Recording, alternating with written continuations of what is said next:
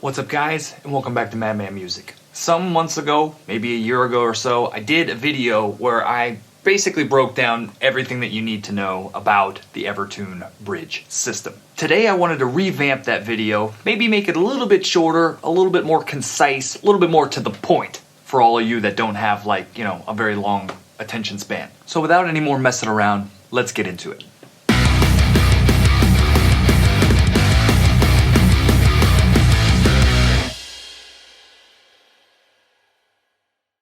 Alright, so like I said, some time ago I did a video where I basically broke down all this stuff on how to use the EverTune bridge system. And I just wanted to come back and reiterate some of the things that I said to maybe clarify some stuff, but definitely to just sort of condense and pack that information into a little bit of a smaller package than the original video was. When you've got this guitar set properly, it really becomes an awesome tool in both the recording environment and in the live performance environment.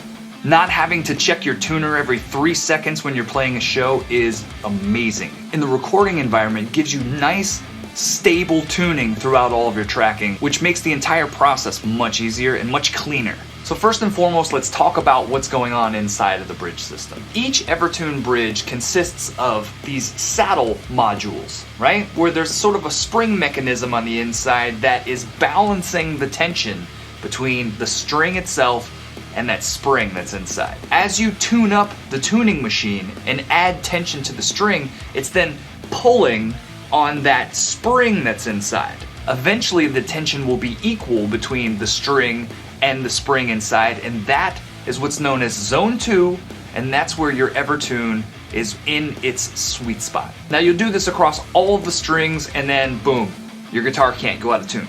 And that's the video. Thanks, have a great day.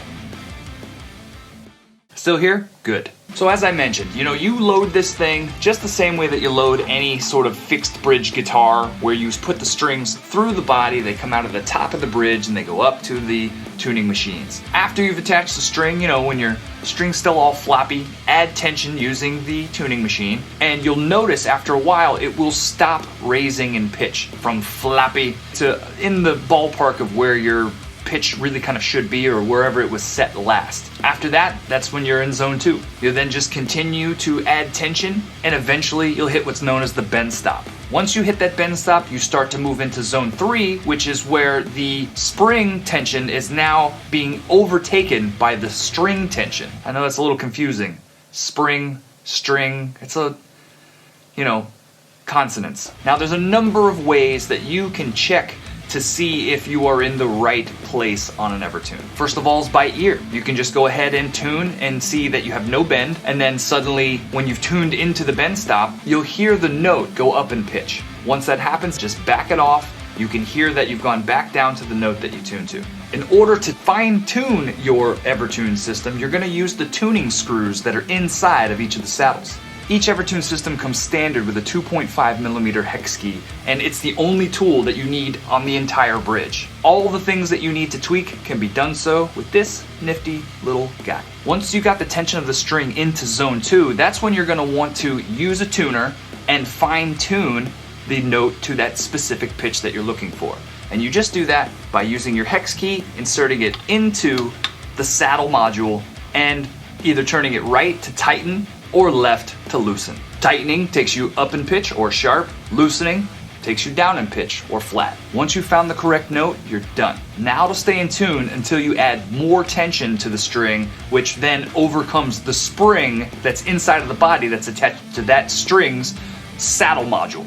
All of that sounds really complicated, but let me just show you real quick the difference between bending and not bending.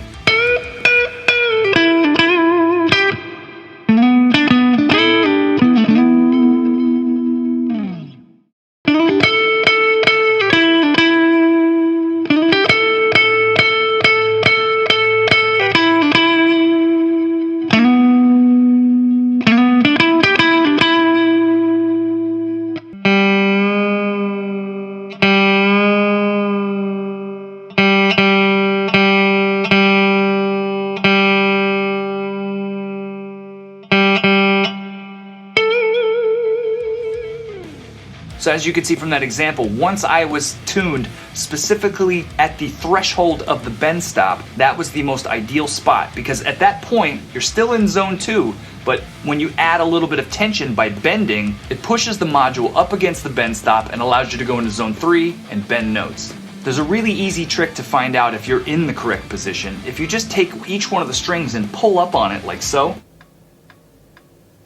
you might hear a little click inside of the body of the guitar. This is the actual module touching up against the bend stop. So basically what you can do is you can pull on each of the strings and tune up the tuning peg at the same exact time, and once that sound goes away, you know that the module is then resting up against the bend stop. So just detune the string until you start to hear that click just a tiny bit, and that's going to be the perfect spot for bending notes. Some other things to keep in mind: if you want to adjust the action on your guitar, again, you're using your hex key and you're using these action screws on the top of the bridge. Keep in mind, righty-tighty, lefty-loosey, and the same goes if we are adjusting the intonation on the back.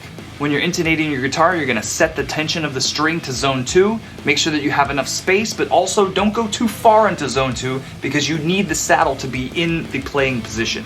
From there, play your note open, and then also at the 12th fret. If the 12th fret note is also in tune, then your intonation is set. If that 12th fret note is flat or sharp, that's where you're going to make adjustments. When you tighten the intonation screw, the saddle is then moving further away from the headstock, which is making the scale of the guitar longer. So that's actually going to make it flatter. If you loosen or turn left on the intonation screws, that's actually shortening the scale, making the distance between the 12th fret and the saddle shorter, thus going sharper. So if the note is flat, that means the length is too long, you need to shorten it. If the note is sharp, that means the length is too short, you need to lengthen it. Righty-tighty, lefty-loosey. So all in all, this system seems very overwhelming when you're first starting to mess with it, but I promise you, it's really not.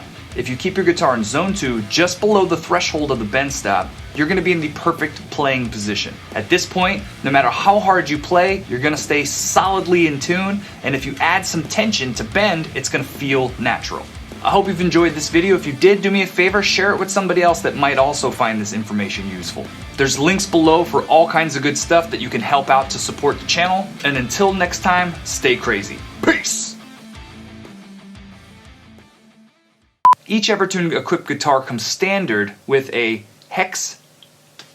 Each EverTune system comes standard with a If that 12th fretted note, if that 12th fret, oh my god, maybe that's it. I don't know. I've been sitting here for 3 minutes. I can't think of anything else to say. Hopefully I've covered it. If I didn't cover everything, watch the original video because it's just as informative, if not more. Thanks. Peace.